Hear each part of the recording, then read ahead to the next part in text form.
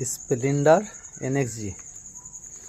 তো এই বাইকটাতে প্রবলেম হয়েছে, এখন এই যে অ্যাক্সিলারেটর জাম হয়ে গেছে।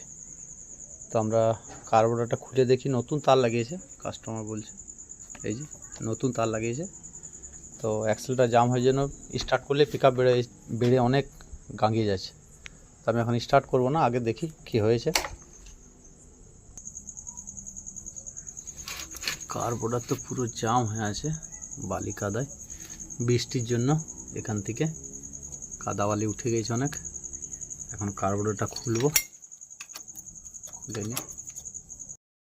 স্লাইডটা ফেসে গেছে কার্বোরেটরের মধ্যে, এই যে কোনো অ্যাক্সিলারেটরে কোনো কাজ করছে না।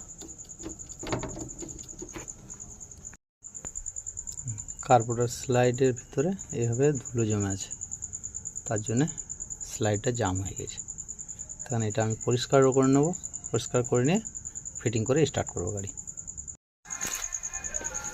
তো এখন ওয়াশ করে নিয়েছি, এখন অ্যাক্সেলটার ঠিক কাজ করছে।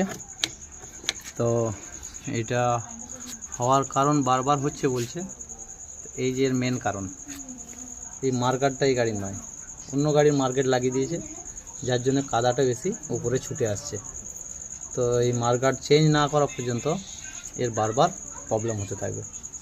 কাস্টমারকে বলে দেবো যাতে কার মার্কারটা চেঞ্জ করে নেয়।